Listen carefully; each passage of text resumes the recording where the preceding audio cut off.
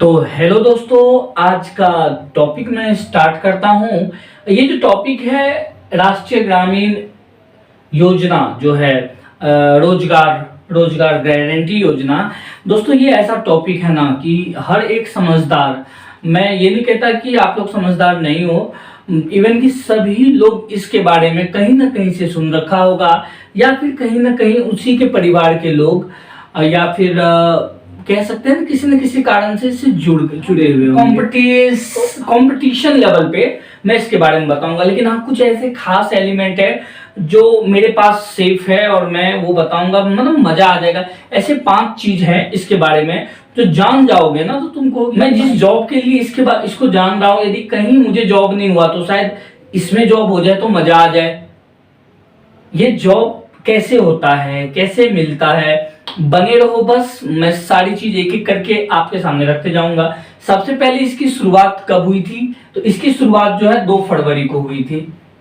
2 फरवरी को, यानी कि 2 फरवरी कब हुई थी? 2 फरवरी 2006 में इसकी शुरुआत हुई थी, याद रखना। और ये जो शुरुआत हुई थी, ये इंटेंशन नहीं बना के कि पूरी दुनिया में इसको हमको देना है, ठीक है। जब ये शुरू हुई थी तो एक छोटा सा प्रदेश, एक छोटा सा गांव था अनंतपुर, और ये अनंतपुर गांव है बंदावली जिले में है। और ये बंदावली जिले जो है ये आंध्र प्रदेश में है। सबसे पहले यानी कि इस योजना की शुरुआत कहाँ हुई थी? तो आंध्र प्रदेश में हुई थी। सबसे पहले इसकी शुरुआत आंध्र प्रदेश में हुई थी।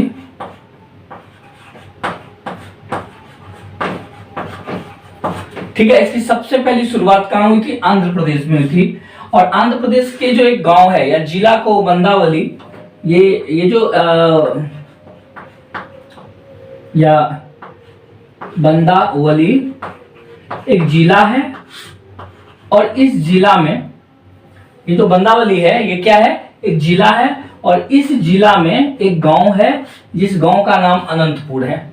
ठीक है जी, ये मुझे लगता है काफी है। लेकिन समय को देखते हुए और काफी परिस्थितियां और पॉलिटिकल प्रेशर या कुछ भी को मैं नहीं जानता, लेकिन मैं इतना जानता हूं कि महात्मा गांधी की याद में उनको डेडिकेट करने के रूप में इसको, यानी कि राष्ट्रीय ग्रामीण, यानी कि इसको पहले नरेगा कहा जाता था, लेकिन नरेगा को जो है 2 अक्टूबर, ध्यान देना, 2 अक्टूबर 2009 में, याद रखना, 2 अक्टूबर 2009 में से बदल दिया और इसका नाम रख दिया गया मनरेगा। क्या नाम रख दिया गया? मनरेगा। यानी कि कुछ चेंज क्या हुआ, यानी महात्मा गांधी, इसका पूरा नाम था महात्मा गांधी रोजगार गारंटी योजना। इस बात को याद रखना, क्या नाम था? महात्मा गांधी रोजगार गारंटी योजना, ठीक है, मनरेगा।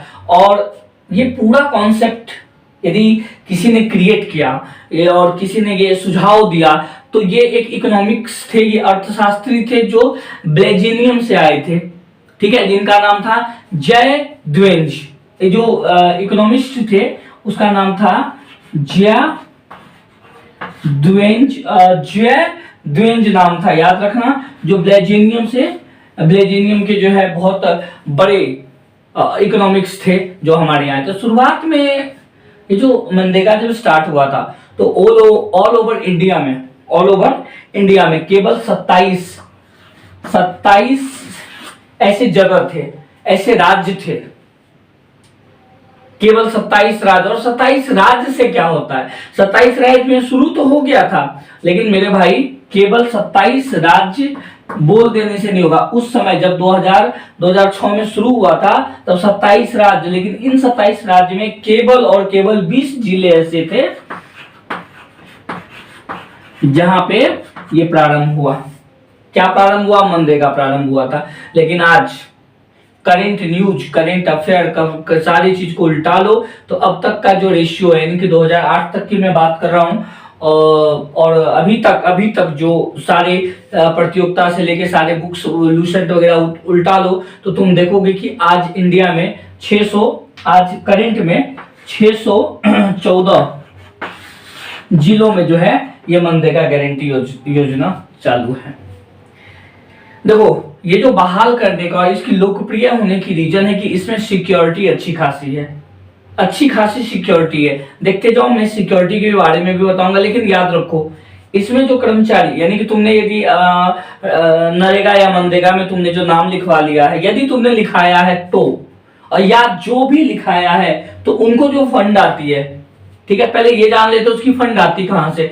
तो उसकी फंड यदि मान लेते हैं कि 100% फंड है उसकी, तो उसमें से फंड का डिस्ट्रीब्यूशन हुआ है, दो भागों में बटा है, एक 90% और एक 10%। तो ये जो 90% वाले भाग हैं ये केंद्र सरकार के द्वारा दिया जाता है, और ये जो 10% का भाग है ये राज्य सरकार के द्वारा दिया जाता है। समझ में आया? जो भी पेमेंट आता है, इन शॉर्ट यदि तुम विचार करो तो तुम पाओगे कि you are central government employ, है ना, तुम सेंट्रल गवर्नमेंट के एम्प्लॉइज हो, नरेगा और मनरेगा के यदि हिस्सा हो तो। ये इसके तहत सरकार जो है अपने आवश्यकता के अनुसार कोई भी काम करवा सकती है, नाले का काम हो या फिर बड़े बड़े पद की तो मैं बात नहीं कर सकता, लेकिन हाँ मजदूर वर्ग के तबके के लोगों के लिए ये काम होता है। अब एक बात जान लो कि 365 दिन होती है ना, तो 365 दिन के अंदर जो व्यावसायिक दिन है, व्यावसायिक सीजन है, उसमें से कम से कम 100 दिन का जो है काम सरकार को देना ही पड़ेगा। 100 दिन एक परिवार के एक आदमी को, या एक परिवार में जो जो नाम लिखाया है उसको 100 दिन का काम देना ही पड़ेगा। और यदि ऐसा नहीं कर पाता है तो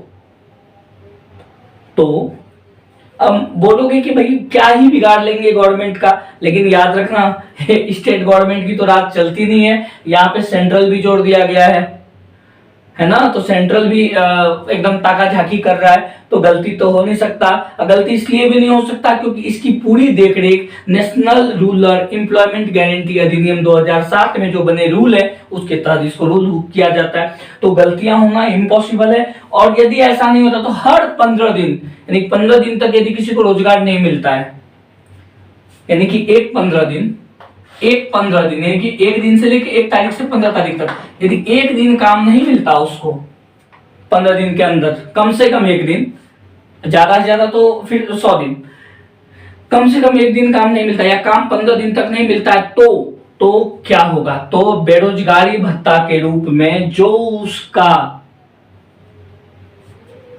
मजदूरी है उसे उतना पे करता है, और उसे गवर्नमेंट को करना पड़ेगा, क्योंकि इस योजना के तहत ऐसे नियम पारित हो चुके हैं। अब सबसे बड़ी बात बताता हूं साहब लोगों का काम किस तरीका। तो इन लोगों को 7 घंटा काम करना पड़ता है। कितने घंटे? 7 आवर्स, और एक हफ्ता में 6 दिन डे और आवर्स, याद रखो। और यदि काम करते वक्त कहीं ऐसा कुछ और ट्रॉली व्रोली गिर जाए, या फिर कुछ ऐसी दुर्घटना हो जाए, या विकलांग हो जाए, या फिर मर जाए, तो ऐसी स्थिति में गवर्नमेंट इंस्टेंट 25,000 यानी 25,000 रुपया, मर जाने, दुर्घटनाग्रस्त हो जाने के सिचुएशन में 25,000 रुपया तुरंत ही इनको, इन एम्प्लॉइज को भारत सरकार और स्टेट गवर्नमेंट दोनों मिलकर जो है उसको पैसे दे देंगे। ठीक है, 25,000 रुपए। अब देखो बात ऐसा है कि कुछ एम्प्लॉय ऐसी भी होते हैं जो थोड़े दूर से आते हैं, है ना, तो जो दूर से आते हैं उसमें भी प्रावधान है। यानी कि जो एम्प्लॉय, मान लो कि एक एम्प्लॉय का घर यहाँ है और 5 किलोमीटर का रेंज है, लेकिन इसका घर जो है 5 किलोमीटर, और 5 किलोमीटर के जगह पे यदि 5.2 किलोमीटर भी है ना, तो जो भी मजदूरी इसका होगा, यानी मान लेते हैं कि इसकी मजदूरी 200 रुपीज है, तो इस पे 10% और एक्स्ट्रा, उसका 10% निकाला जाएगा और उसको प्लस करके दिया जाएगा जो दूर से आते हैं। ठीक है दोस्तों, ये टॉपिक मैंने वैकेंसी के दृष्टिकोण से बनाई है। यदि आपको अच्छा लगा, मेरा वीडियो अच्छा लगता है और यहां तक आए हो तो सब्सक्राइब कर दो। धन्यवाद।